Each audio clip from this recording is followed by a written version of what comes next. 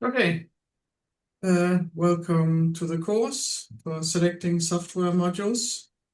My name is Birgitte Brydsö, and I work for NAISS at the branch HPC2N, High Performance Computing North. And with me here is Rebecca and Sahar. Would you like to introduce yourself, maybe? I'm Rebecca Pitts. I work at LUNARC, and I'll be teaching about the compiler tool chains and giving a few examples of software modules and their tool chains a little bit later in the lecture. Yeah, and this is Sahar working at Chalmers, and I am here to answer your questions. Thank you.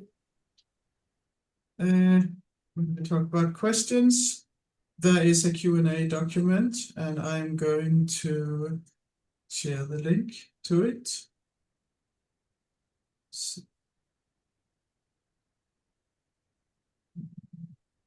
I think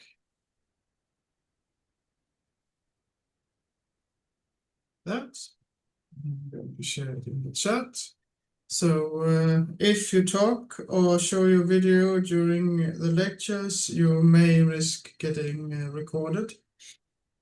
And if you don't want that, then you can instead write in the Q&A document, which I just shared in the chat.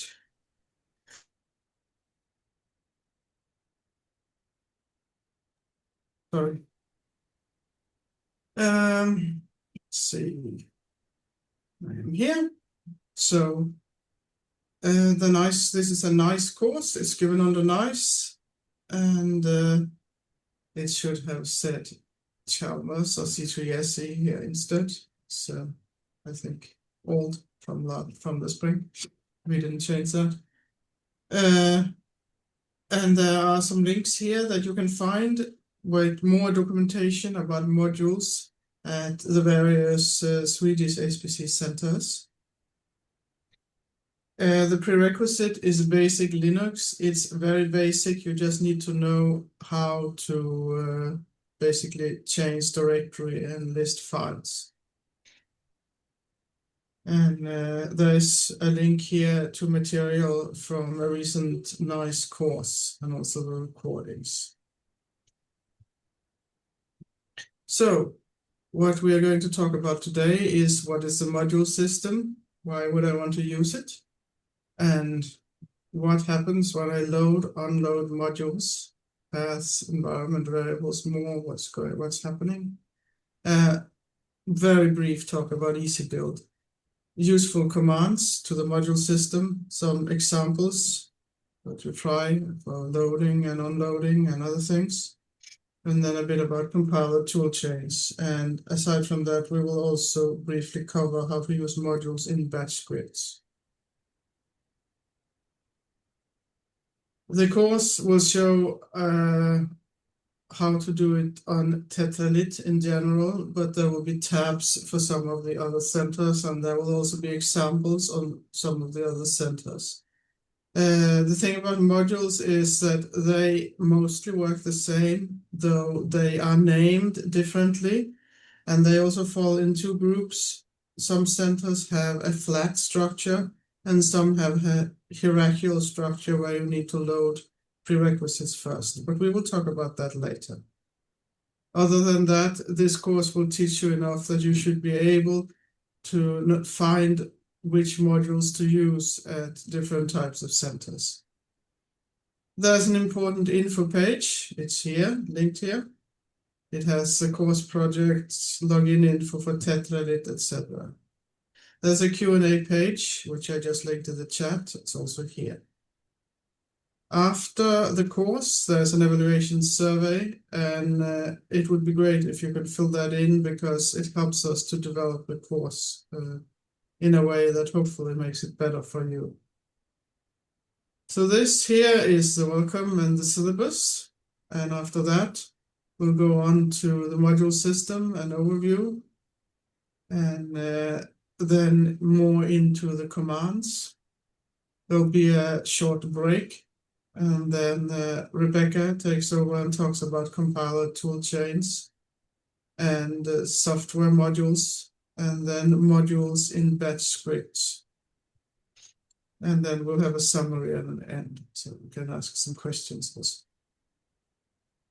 So let's do some preparations. Time to log into the system you are using.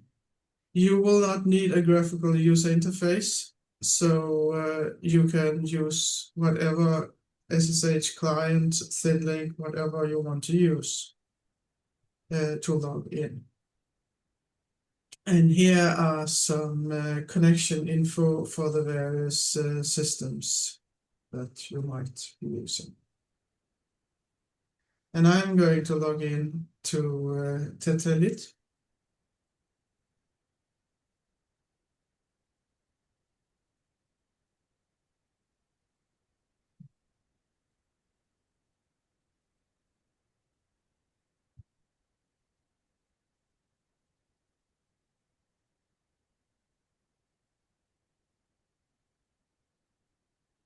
It's going to want a verification.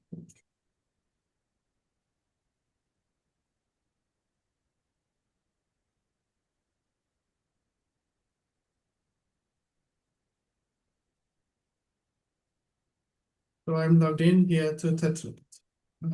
I suggest you all do that, or to whatever other system you're going to use.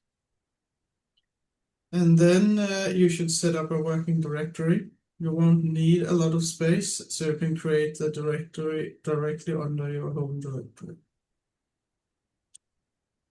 I'm going to do that.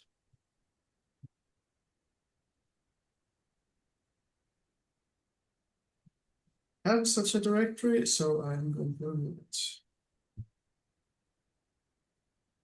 We'll change to it. The thing you see here, $home, that is a environment variable that points to your home directory, and if you use that, you can do this from wherever you are in the path. So if I do echo home, you can see it points to my home directory. So let's say if I was, let's see if I have it up here, I can go into, I have, it's called desktop. So I'm now there. If I then say cd $home, selecting modules, then I go there. Good.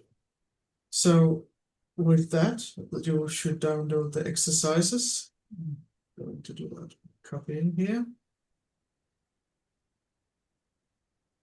And what you get is a so-called tarball, which contains all the exercises tarred or concatenated together and then zipped with a program called gzip. So I'm going to untar them, extract them.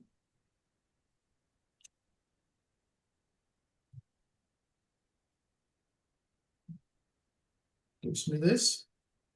And then I can go into the directory. And in this directory, there's a README file that you can look at. With Nano, for instance, if you don't use a lot of Linux, then Nano will work. And it's probably the easiest one. And as you can see, I'm not used to using Nano, I'm used to using VI. So I will use the run commands with Control X to exit it.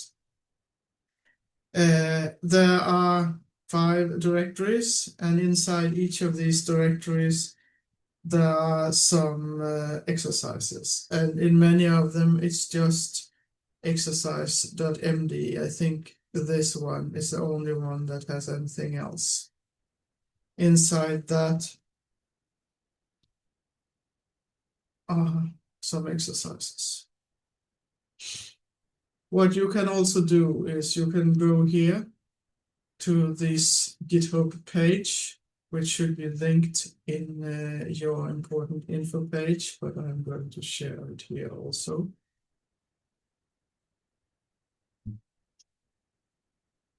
That. then you can go into the directory exercises and into each of these. And for the ones that only have an MD file, a Markdown file, you can read it here. But you still need to fetch the exercises because the last one of them, this one, has some scripts.